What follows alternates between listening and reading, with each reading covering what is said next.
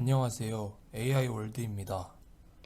우선 오늘의 내용에 들어가기 전에 지난 시간에 배웠던 내용들을 다시 한번 짚어보고 가도록 하겠습니다. 지난 시간에는 AI란 무엇인가와 인공지능의 머신러닝과 딥러닝에 대해 다뤘었습니다. AI에 대해 다시 알아보며 머신러닝과 하위 개념인 딥러닝을 비교해보고 딥러닝에 대해 자세히 알아봤습니다.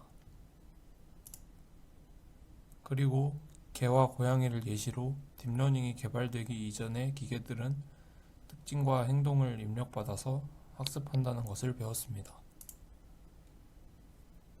그러나 이런 학습 방법에는 예외에는 잘 반응하지 못한다는 한계가 있었는데요. 이에 인간의 학습 방법과 비교해보는 등 딥러닝에 대해 알아보는 시간을 가졌었습니다. 우선 지난 시간의 내용을 조금 더 보충해 보도록 하겠습니다. 그래서 딥러닝은 정확히 무엇일까요? 여러분은 정사각형과 다른 도형을 구분할 때 어떻게 구분하시나요? 우선 도형에 4개의 선이 있는지를 확인할 것입니다. 그리고 이 선들이 연결되어 있는지, 선들이 직각으로 닫혀 있는지, 선들의 길이가 동일한지를 확인하고 전부 확인이 되면 이 도형은 정사각형이구나 라고 인지를 할 것입니다. 우리는 정사각형을 구분한다는 복잡한 일을 덜 추상적인 일로 구분했습니다. 딥러닝은 이런 개념으로 실행됩니다. 사진을 보고 개인지 고양이인지 구분할 때 머신러닝으로 이 문제를 풀고자 한다면 우리는 동물이 수염을 가지고 있는지, 귀가 있는지, 만일 귀가 있다면 어떤 모양인지 등을 변수로 지정하고 이 확인된 변수들을 모아 어떤 동물에 가까운지 구분할 것입니다. 그렇다면 머신러닝이 아닌 딥러닝으로는 어떻게 구분할까요? 딥러닝은 분류에 있어 중요한 변수들을 자동적으로 골라냅니다. 머신러닝은 우리가 직접 변수를 제공해줘야 한다는 것과 다른 점이죠. 이 점들이 머신러닝과 딥러닝의 대략적인 개요라면 딥러닝과 머신러닝에 있어 가장 큰 차이점은 데이터 양에 따른 성능입니다.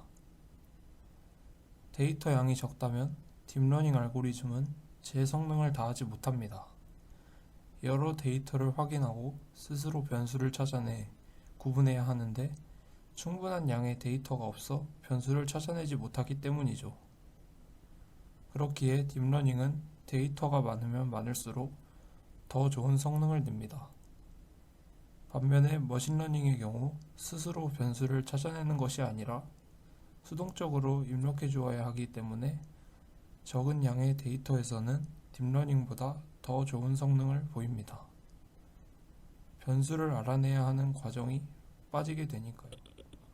하지만 그래프를 보시면 아시겠지만 머신러닝은 데이터를 아무리 많이 주더라도 일정 성능 이상을 보이지 못합니다. 다음은 피처 엔지니어링입니다. 피처 엔지니어링은 데이터 복잡성을 줄이고 학습 알고리즘에서 패턴을 보다 잘 보이게 하는 과정입니다. 이는 시간과 전문가가 필요하기 때문에 어려운데요. 머신러닝의 경우 대부분의 적용된 변수는 전문가가 식별한 다음 정보 영역 및 데이터 유형별로 손으로 코딩해야 합니다. 예를 들어 변수가 픽셀값, 모양, 텍스처, 위치, 방향이라고 가정했을 때 대부분의 머신러닝 알고리즘 성능은 변수가 얼마나 정확히 식별되고 정확히 추출되는가에 따라 달라집니다. 딥러닝 알고리즘은 하이레벨 피처를 학습하는데요. 이 부분이 딥러닝이 머신러닝보다 좀 더 앞서 있다는 특징을 보여줍니다. 딥러닝과 머신러닝에 대해서는 이 정도만 알아보고 다음은 보건의료 부분의 AI의 활약에 대해 알아보겠습니다. 현재 전 세계를 강타하고 있는 질병이 있죠. 코로나입니다. 그렇다면 AI는 이런 코로나와 같은 의료 분야에서도 활약했을까요? 아주 큰 도움이 되었다고 하기에는 애매할지도 모르겠습니다만 일정 부분에서는 AI도 활약했습니다. 우선 조기 발견 및 유행병 예측 분석이 있습니다. MIT 테크놀로지 리뷰에 따르면 AI의 시스템 기업 일부가 코로나19의 대유행을 예측했다고 합니다. 뉴스와 공공 헬스케어 리포트에 대한 자연어 분석, 사람들의 해외 이동 데이터 연구 등을 함께 진행해 질병이 퍼질 수 있다는 점을 경고했는데요. 이는 2013년에 구글이 독감을 분석한 사례와도 흡사합니다. 그때보다도 AI의 비지도 학습의 방법이 발달해 정확도가 더욱 높아졌다고 합니다. 또 전염병 방지를 위한 봉쇄 조치에도 활용되었다고 하는데요. 사회적 격리 같은 결정은 사회, 경제적으로 임팩트가 매우 큰 내용인데요.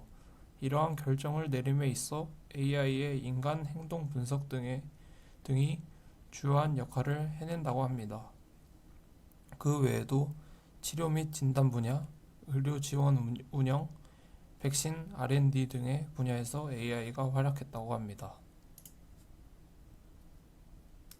다음은 AI 왓슨에 대해 설명해 드리겠습니다. AI 왓슨을 들어보셨나요? AI 왓슨은 간단히 말하면 AI 의사인데요. 앞서 말했듯 코로나19 여파로 과학계에서는 AI를 활용한 코로나19 진단법을 내놓았습니다. AI 왓슨은 전 세계 암, 저널과 의학 교과서 등 전문 자료를 실시간으로 검색해 그 데이터를 바탕으로 환자의 치료법을 추천, 고려, 비추천으로 제시해 줍니다. 그렇다면 병원에서 왓슨을 비롯한 AI 의사들은 실질적으로 역할을 잘 수행했을까요? 정답은 아니다입니다. IBM 측에서 제시한 왓슨의 진단 일치율은 대장암 98%, 직장암 96% 등 평균 96%에 달합니다. 하지만 가천대의 경우 지난 2017년 도입 1주년 기념 심포지엄에서 왓슨의 질병 진단 예측 정확도가 50%대라고 밝힌 바 있습니다. 이는 예측 정확도가 반타작인 것으로 인간 의사보다 정확도가 떨어지는 것입니다. 이는 AI가 어쨌든 기존의 데이터를 필요로 한다는 점에서 문제가 발생하게 됩니다. 코로나19의 진단 기법에 사용된 데이터는 잘못된 데이터가 다수 포함되어 있기 때문입니다. 그렇다면 AI 의사들을 실제로 사용할 수 없는 것일까요? 그것은 아닙니다. 기존의 문제점을 해결한다면 실제로도 사용이 가능할 텐데요. 우선은 데이터 형식을 세계적으로 표준화시킨다는 방법이 있습니다. 또한 세계보건기구도 국제보건위기 상황에서 긴급하게 데이터를 공유할 수 있는 방법을 추진 중이라고 하는데요. 이런 데이터의 문제가 해결된다면 AI 의사들은 실전에서도 유용하게 쓸 것입니다. 다음으로는 개발자들 간의 협력이 있습니다. 현재 개발자들은 기존의 AI 의사 모델을 개선하는 것이 아닌 자체 모델을 개발하는 데 더 열중한다고 합니다. 이러한 전 세계의 연구진이 공동으로 노력하면 제대로 된 하나의 AI 의사가 개발되어 전 세계의 병원에서 사용될 수 있을 것입니다. 그 밖에도 AI가 활약하는 분야는 여럿 있는데요. 우선 대표적으로 서빙 로봇에 대해 말씀드리겠습니다. 최근 광고를 보면 로봇이 서빙을 대신해주는 식당들에 대한 광고가 나오기도 하는데요. 이 로봇은 서빙, 퇴식, 순회기 등을 가진 자율주행 로봇으로 좁은 공간에서도 정확하고 안전하게 음식 등을 서빙해 줍니다. 로봇이 단순 반복 업무를 전담하게 되며 기존의 직원들은 고객들에게 더욱 양질의 서비스를 제공할 수 있게 됩니다.